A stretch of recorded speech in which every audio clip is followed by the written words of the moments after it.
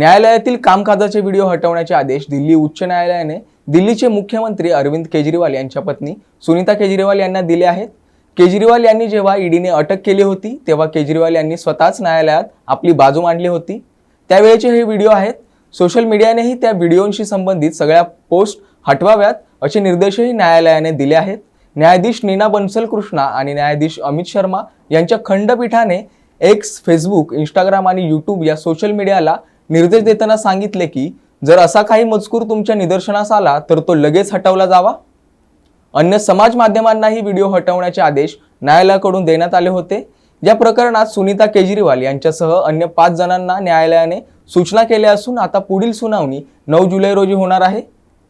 दिल्लीतील कथित मद्य घोटाळा प्रकरणात केजरीवाल यांना अटक केल्यानंतर त्यांना 28 मार्च रोजी न्यायालयात हजर करण्यात आले होते।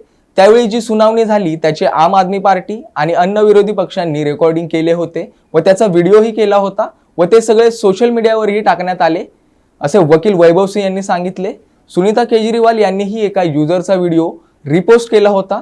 तसेच न्यायालयाच्या कार्यवाहीची रेकॉर्डिंग करणाऱ्याला कायद्यानुसार बंदी आहे व हे व्हिडिओ व्हायरल करून न्यायपालिका आणि न्यायाधीशांची प्रतिमा खराब करण्याचा प्रयत्न केला गेला। हा प्रकार अरविंद केजरीवाल आणि आम आदमी पार्टीकडून रचण्यात आलेल्या कटाचा भाग होता। याकडे वैभव सिंह यांनी लक्ष वेधले।